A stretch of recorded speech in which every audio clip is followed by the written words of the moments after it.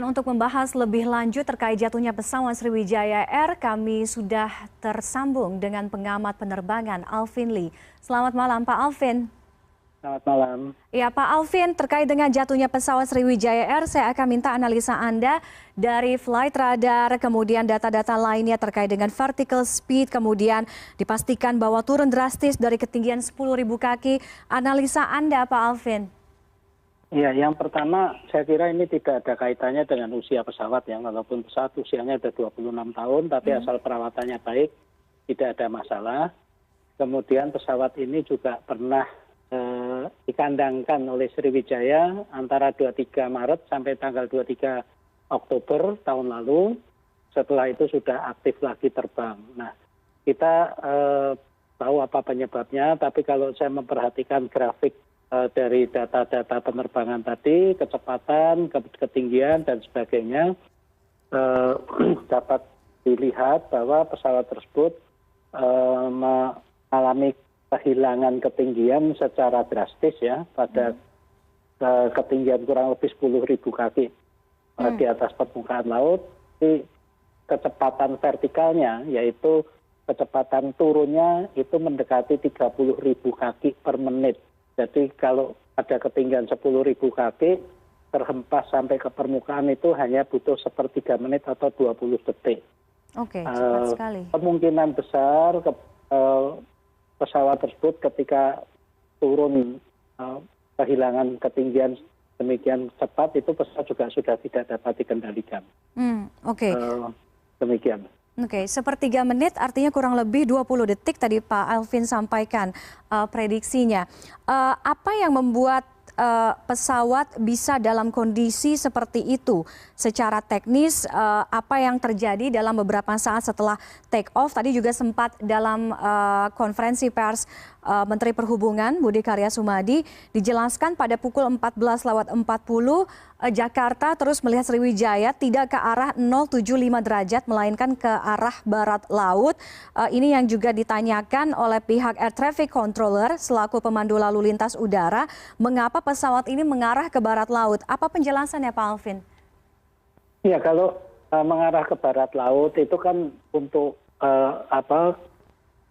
departure prosedur itu kan ada ya. Jadi tidak selalu mengarahnya kemana tujuannya. Kadang diputarkan dulu dan sebagainya. Itu kita harus lihat yang disepakati dengan pengatur lalu lintas udara, departure prosedurnya itu harusnya lewat jalur mana, dan apakah pilot kalau memang itu melenceng dari jalurnya, apakah ATC atau pengatur lalu lintas udara juga sudah berkomunikasi dengan pilot.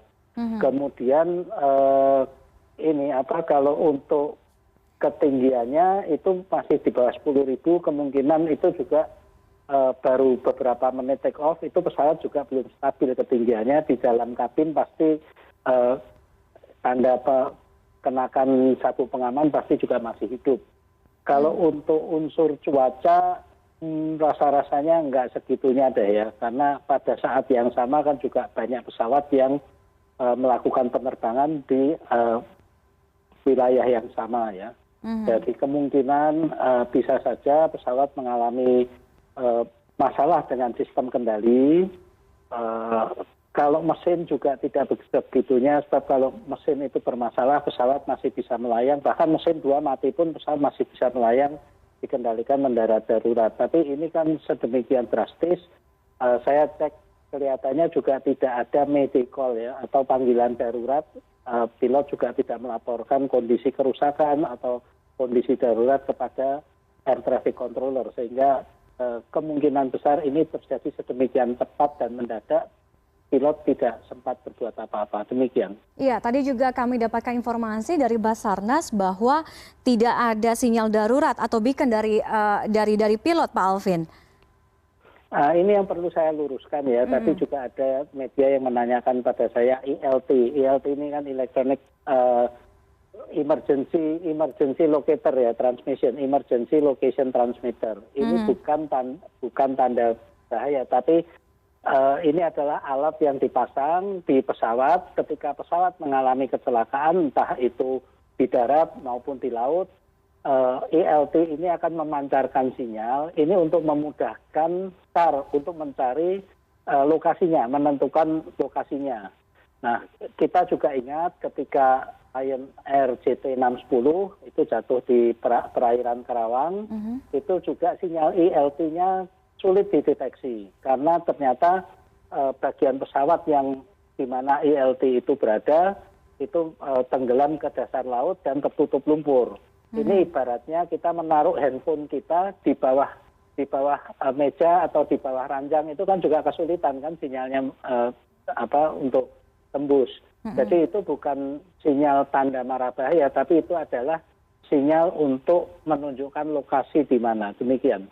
Oke, kalau terkait dari tadi dugaan pesawat melenceng dari jalur, kalau tadi Pak Alvin sebutkan sejauh ini mungkin prediksinya ada sistem kendali, kemudian juga mesin gitu. Boleh dijelaskan lebih lanjut Pak Alvin?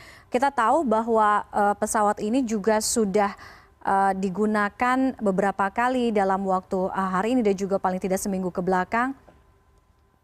Iya, kalau untuk pesawat saya kira beberapa hari terakhir ini aktif dan tidak sejauh ini belum ada laporan pesawat itu mengalami keluhan ya.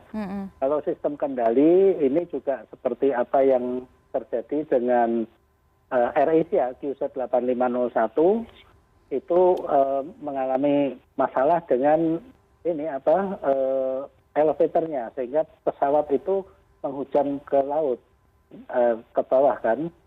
Jadi itu sistem kendali ini sayap horizontal pada bagian belakang ini yang mengatur pesawat itu mendongak atau menukik.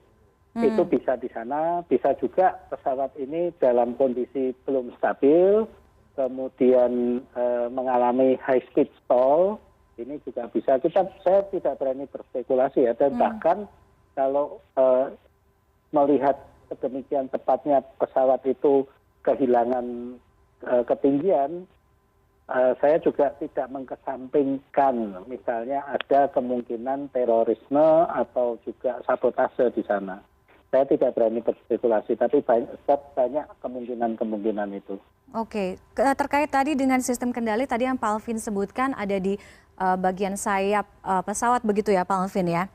Artinya dengan kondisi pesawat yang juga digunakan dalam beberapa kali jadwal atau waktu penerbangan, artinya keberadaan sistem kendali ini bagaimana untuk kemudian pengawasannya, apakah memang harus selalu dicek sebelum pesawat itu take off atau memiliki jadwal terbang atau seperti apa?